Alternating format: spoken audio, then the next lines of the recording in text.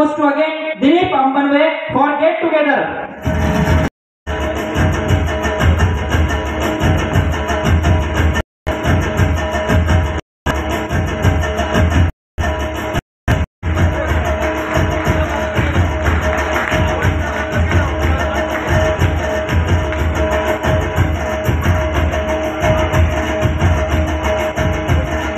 सोलापूरवरून आली आहे। Get together ही आमची एक शॉर्ट फिल्म आहे आणि त्याची निवड झाली आहे बेस्ट ॲक्ट्रेस अवॉर्ड म्हणून मला मिळालेला आहे। माझ्यासोबत आहेत आमचे चित्रपटातले रोहस भाऊ। सुलक्षणा पाटील हिने ही चित्रपटाची निर्मिती केलेली आहे। लेखिका, डिरेक्टर, निर्माती सगळी तीच आहे।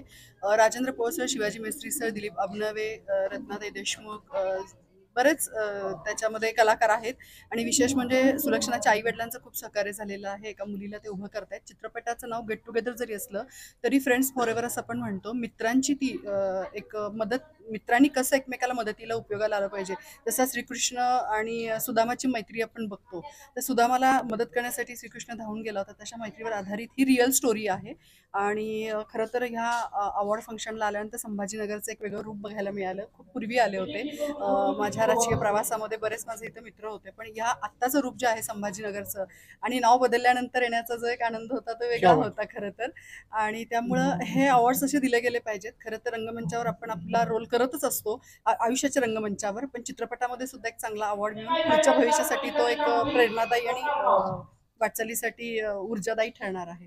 त्यामुळे सर्व तुम्ही पत्रकार बंधूंचं आम्हाला जे प्रोत्साहन देत आहे बाईट घेऊन, त्यामुळे तुमचंही धन्यवाद। आणि ज्युरीनी सिलेक्शन केलं त्याबद्दल सुद्धा धन्यवाद। आणि खरं तर हा अवॉर्ड मी माझ्या मुलीला समर्पित करते आणि माझ्या आईवडिलांना समर्पित करते। धन्यवाद, थँक्यू सो मच। लोकगायक सिंगर, सेन्सर मान्य लावणी रायटर, राज्यस्तरीय पुरस्कार, कलारत्न पुरस्कार, लोकशाहीर पुरस्कार, सिने कलाजीवन पुरस्कार प्राप्त लोककलामंत ज्येष्ठ अभिनेता, पिंपरी चिंचवड ब्रँड रजिस्ट्रार सुरेश भाऊ डोळस, वयवर्ष 71। मी आलो पुण्यावरून आणि गेट टुगेदर या फिल्मच्या निर्मात्या हुपरीच्या सुलक्षणा पाटील यांच्या आमच्या टीमला जो अवॉर्ड मिळाला आहे, हा टीमचा अवॉर्ड हा म्हणजे सर्वांचाच अवॉर्ड आहे असं मी समजतो। त्यामध्ये माझी पण भूमिका होती आणि खरं पाहता हे संभाजीनगर मला नवीन नाही, या ठिकाणी मला जवळजवळ 15 ते 16 अवॉर्ड मी या ठिकाणी प्रमुख पाहुणा म्हणून किंवा मी पुरस्कार देऊन या ठिकाणी मला निवड होत गेलेली आहे आणि मला खूप म्हणजे लक्की झालेली आहे। संभाजीनगर हे माझ्यासाठी खूप हे आहे या संपूर्ण टीमला। आणि माझ्या स्नेही आत्ता गेलेल्या सोलापूरून आलेल्या वैशाली गुंड यांना जो बेस्ट ॲक्टर म्हणून जो पुरस्कार मिळाला, हा खरोखर त्यांचा ते खूप मोठ्या म्हणजे अभिनेत्रीचा आहेच आणि एक माणूस म्हणून पण चांगले आहेत। कला क्षेत्रामध्ये वावरताना मित्रांनो, तुम्ही कोण आहे काय महत्त्वाचं नाही, तुम्ही दिसता कसे आहेत का याला महत्त्व नाही, पण माणूस म्हणून कोण आहात हे खूप महत्त्वाचं आहे। आणि त्यांच्यात दिसेल एक आमच्या वैशाली मॅडम, त्यांना खूप म्हणजे त्यांना तो बेस्ट ॲक्टरचा पुरस्कार मिळाला, मला पण खूप मनापासून आनंद होत आहे। आणि इथून पुढे असे पुरस्कार प्रत्येक वेळेला या नवोदित कलाकारांना संधी मिळावी। शेवटी कसं तुम्ही परीक्षक असताय आणि शेवटी एक पुरस्कार वशिलेबाजी नसते, मला चांगलं माहिती आहे। त्यामुळे कसं जे मिळेल ते स्वीकारायचं असतं आणि त्यात नाराज व्हायचं नसतं, आपण त्यांना प्रोत्साहन द्यायचं, उत्साह द्यायचा, हा मला तरी वाटतंय। त्यामुळे मी आपण सर्वांनी माझी एक बाईक घेतली, मला ठिकाणी संधी दिली, त्याबद्दल मनापासून धन्यवाद धन्यवाद धन्यवाद। नमस्कार, मी Sunil Rajput, director of inspire classes and career academy Bankinola. मी इथं एक स्पॉन्सर म्हणून काम करतो आहे। जी काही पूर्ण कार्यक्रम होतो आहे त्याला मी स्पॉन्सर करण्याचं काम करतो आहे। याचं कारण म्हणजे असं आहे का जे आमचे विद्यार्थी असतात त्यांना कुठं ना कुठं कला क्षेत्रामध्ये एक प्लॅटफॉर्म पाहिजे असतो आणि जे की त्यांना मिळत नाही, तर मी एक माझ्याकडून जे ग्रामीण भागातले विद्यार्थी असेल, त्याचबरोबर शहरी भागातले विद्यार्थी असेल, त्यांच्यापर्यंत ही फिल्म काय असतं किंवा शॉर्ट फिल्म काय असतं हे त्यांना माहीतच नाही। तर कला भरपूर असतात त्यांच्यामध्ये, पण त्यांच्यापर्यंत ह्या गोष्टी पोहोचतच नाही। त्यासाठी मी हा प्रयत्न करतोय आणि ते प्रयत्न करत असताना ह्या ठिकाणी सर्व जिल्ह्यातील लोक येत असतात, काही दिग्दर्शक येतात, काही निर्माते येतात। त्यांची ओळख झाल्याच्या नंतर इथून जे कलाकार असतात त्यांना एक नवीन काम करण्याची ऊर्जा मिळते किंवा त्यांना एक ऑडिशन देऊन काम मिळत असते।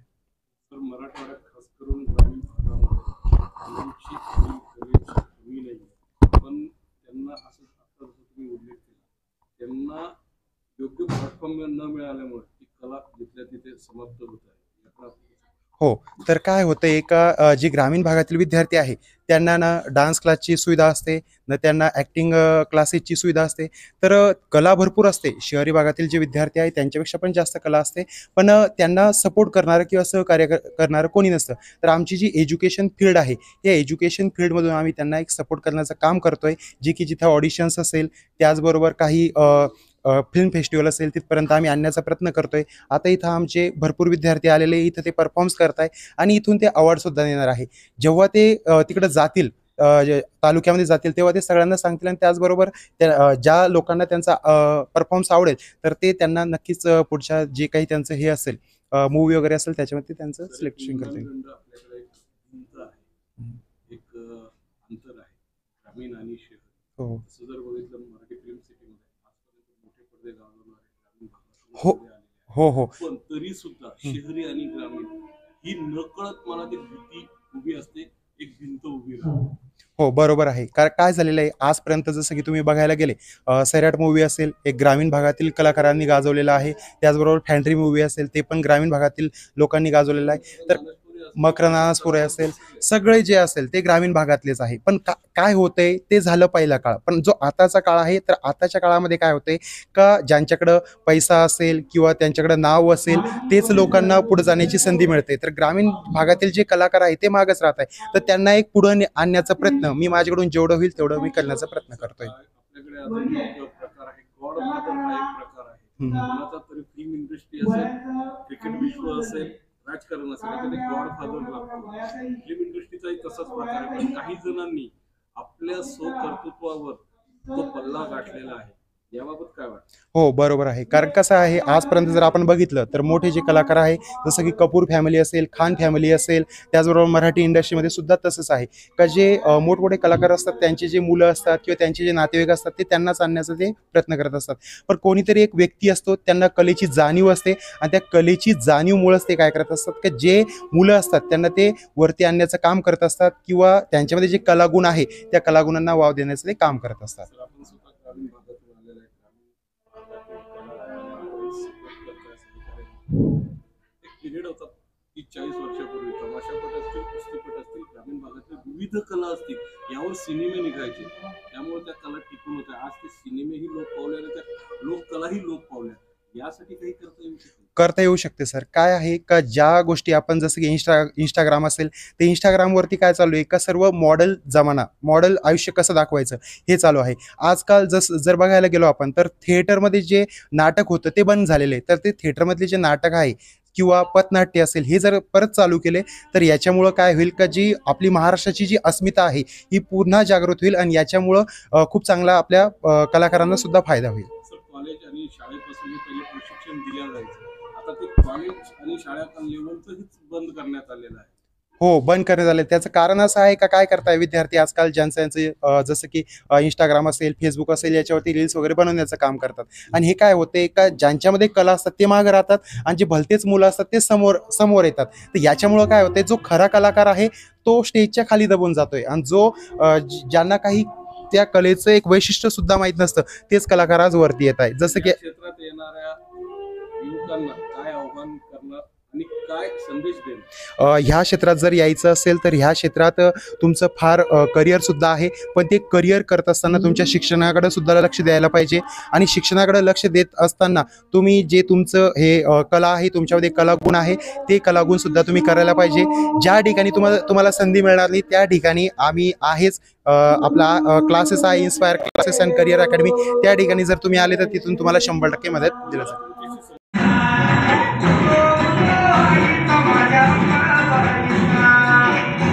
हाय, मेरा नाम सलील कामले है. मुझे मेरे फिल्म वंस के लिए अवार्ड मिला है बेस्ट फिल्म का, और ये मेरा 6th फिल्म फेस्टिवल है ये करके, और मुझे इंटरनेशनल दुबई इंटरनेशनल में अवार्ड मिला है. ये हमारी फिल्म एक बेटी के बारे में है, बेटी बचाओ बेटी को पढ़ाओ, इनके बारे में. ऐसी और मूवीज, ऐसी और फिल्म हम नेक्स्ट ईयर भी लाना चाहते हैं, और ये अवार्ड हम लोग बार बार जीतना चाहते हैं. यहाँ का मैनेजमेंट कैसा लगा आपको? यहाँ का मैनेजमेंट बहुत बढ़िया था, साथ में गेम भी खिलाया है, बहुत अच्छा लगा. ये आप पहली बार औरंगाबाद में? हाँ, यहाँ पर मैं पहली बार विजिट किया औरंगाबाद में, तो मेरा फर्स्ट एक्सपीरियंस बहुत अच्छा रहा. आप आपकी फिल्म को लेके लोगों से क्या अपील करेंगे? बहुत पॉजिटिव रिव्यू आया फिल्म को लेके, और लोगों से अपील करता हूँ कि बहुत शेयर कीजिए और देखिए यूट्यूब में वंश करके टाइप करो, यूट्यूब में अवेलेबल है पॉकेट वंश VNNSH। और हमारी फिल्म वंश है जिसको बेस्ट शॉर्ट फिल्म इंडिया का अवार्ड मिला है। मैं इसका डायरेक्टर और प्रोड्यूसर हूँ। हम मुंबई से आए हैं। तो वंश बेसिकली जो मूवी है ये सब्जेक्ट है एक सोशल कोज। आजकल के टाइम में भी आपने देखा होगा कि बहुत से लोग हैं जो लड़कों को महत्व देते हैं, लड़कियों को महत्व नहीं देते। तो हमारी फिल्म उसी चीज़ को दिखाती है कि लड़कियां भी लड़कों की तरह इंपॉर्टेंट होती हैं, इवन वो उनसे बेटर होती है। हमारी फिल्म का स्लोगन है बेटी बचाओ वंश बढ़ाओ। जैसे पहले था बेटी बचाओ और स्टडी करवाओ, वैसे अभी हमने बनाया है बेटी बचाओ वंश बढ़ाओ, क्योंकि बेटियां जो है वो भी वंश बढ़ाती हैं। अगर आप पूछोगे कि बेटियां वंश कैसे बढ़ाती हैं, तो बेटियां जब अपने शादी के बाद अपने पीहर जाती हैं तो वहाँ का वंश भी तो बढ़ाती हैं। लोग वो चीज़ भूल जाते हैं। तो इस फिल्म में मैंने यही चीज़ दिखाई है कि बेटी बचाओ और वंश बढ़ाओ। तो राइट नाउ हमारी जो फिल्म है वो पॉकेट फिल्म्स पे रिलीज़ हुई है, कल रिलीज़ हुई थी, और कल रिलीज़ होने के बावजूद राइट नाउ वो 50,000 व्यूज़ क्रॉस कर चुकी है और बहुत लोगों का उसको प्यार मिला है। और हमारी फिल्म ये हमारा 8वां टाइटल है। तो उसके बाद अभी जो Dada Saheb Phalke international film festival Bombay, even कि इंडिया का सबसे बड़ा फेस्टिवल है, उसमें हमारी फिल्म टॉप 21 में जा चुकी है। तो होपफुली वो अवार्ड भी हमें मिलेगा। आपका नाम बताइए। शिवम मल्होत्रा। कैसे सूझे सर आपको ये स्क्रिप्ट? हाँ, बेसिकली क्या था कि मेरे डैड ने 2000 में उनको ये आइडिया आया था वंश फिल्म का, क्योंकि हमारे कोई क्लोज रिलेटिव थे, नाम नहीं ले सकता, लेकिन हमारे वहाँ पे ऐसे होता था कि जब भी बेटी पैदा होती थी वो बेटी को अबॉर्ट कर देते थे। तो ऐसे उन्होंने 6-7 अबॉर्शन करवाए थे। तब मेरे डैड को ये आइडिया आया था। जब मेरे डैड ने मुझे ये आइडिया पिच किया, यानी अभी 2024 में, तो मुझे लगा कि अगर मैं शॉर्ट फिल्म, बेसिकली ये मेरी डेब्यू शॉर्ट फिल्म है, तो मुझे लगा अगर मैं डेब्यू शॉर्ट फिल्म करना चाहता हूँ तो वंश ही क्यों ना कीजिए। तो फिर मैंने इसकी स्क्रिप्ट लिखी, स्क्रीन प्ले किया, अच्छे एक्टर्स मिले, और राइट नाउ ये फिल्म बहुत प्यार पा रही है। आगे भी देखते हैं। तो मुझे लगता है कि ये अभी मैंने कांस और उसमें वेनिस में भी डाली है, तो होपफुली इंटरनेशनल अवार्ड भी लेके आएगी। कितना टाइम लगा सर फिल्म बनाने में? और सर फिल्म मेकिंग एक चैलेंज था बेसिकली, क्योंकि हमारे पास 2 ही दिन थे, क्योंकि मेरे मोस्टली मैं म्यूज़िक वीडियोस करता हूँ तो फ़ॉरेन जाता रहता हूँ। आर्मेनिया के हमारे शूट्स थे, तो इन बिटवीन मेरे पास 2 ही दिन थे। मेरी टीम बहुत अच्छी है, ही इज़ माई को producer and he is my assistant director. तो हमने 2 दिन में इसको शूट कर लिया था। 20 सीन थे जी। कहाँ लोकेशन वगैरह का? सर ये मड आइलैंड में ही शूट किया था हमने, मुंबई में जी। आपकी फिल्म को लेके लोगों से क्या अपील करेंगे?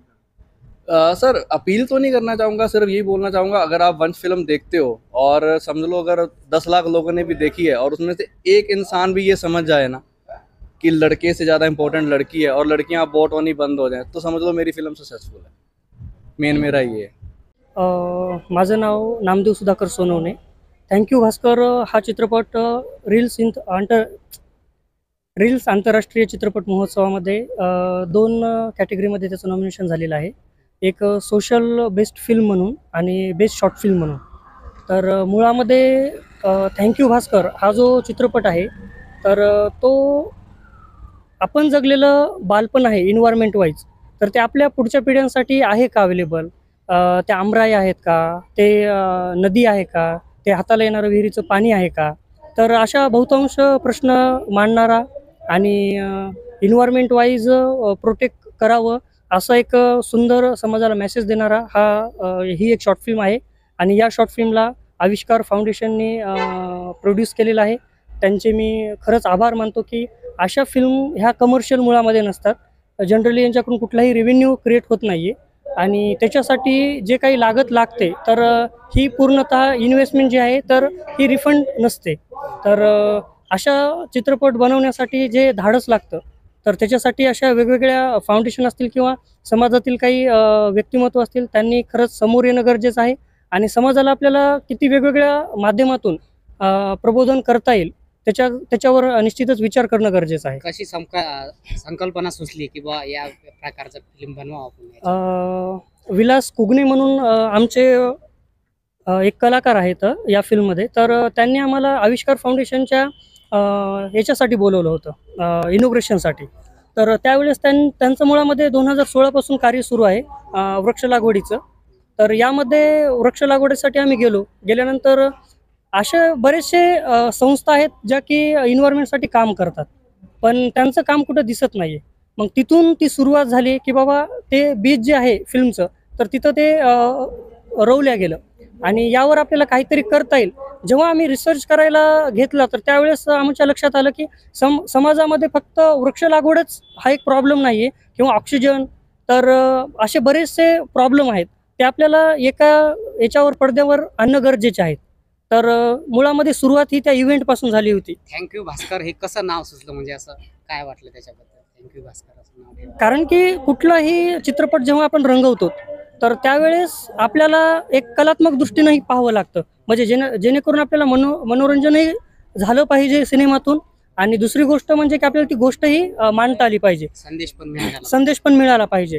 तर यामध्ये जो लीड कॅरेक्टर आहे तर तो भास्कर असतो आणि तो मुळामध्ये वेडा असतो, पण तो वेडा व्यक्ती म्हणजे जागृत ज्याला समाज म्हणतो त्या समाजाला खूप काही सांगून जातो आणि त्याच्यातूनच त्या इव्हेंटमधूनच घडणारा एक व्यक्तिमत्व आहे. सो त्या वेड्या माणसाला जो थँक्यू म्हणतो की बाबा तुझ्यामुळं माझ्या मुलीला आज माझं बालपण जगता येते, तर सो त्या व्यक्तीने एक केलेला आविष्कार आहे. तर त्या आविष्कारामुळे हे कदाचित नाव आम्हाला म्हणजे सफिशियंट वाटलं की आपण दिलं पाहिजे. मेन कॅरेक्टर आणि अभिनय पात्र कशा प्रकारचे आहे? एक साधारण ग्रामीण भागामध्ये घडणारी गोष्ट आहे. जर आपण सुरुवातीला विचारही केला होता की आपण शहरी भागामध्ये याचं प्रदर्शन करूया. ओके. मुळामध्ये ही जी फिल्म आहे तर ही फिल्म ग्रामीण भागामध्ये घडणारी एक सुंदर कथा आहे. सुरुवातीला जेव्हा आम्ही लिखाणाला बसलो तर त्यावेळेस आम्हाला वाटलं की आपण ही शहरामध्ये फिल्म सादरीकरण केलं पाहिजे हिचं, पण मुळामध्ये शहरामध्ये झाडं लावण्यासाठी जागा कुठे आहेत, तर मग झाडं आणि इन्व्हायरमेंटच्या जर जवळ जायचं असेल आपल्याला तर आपल्याला ग्रामीण भागामध्ये जाणं खूप गरजेचं होतं. मग त्यामुळं आम्ही ग्रामीण भागातला हा विषय घेतला. ग्रामीण भागामध्ये घडणारी एका मुलीची आणि तिच्या वडिलाची गोष्ट आहे, ज्याच्यामध्ये वेगवेगळे गावातील कॅरेक्टर इन्व्हॉल्व्ह होतात आणि ही गोष्ट घडत जाते. Okay, thank you.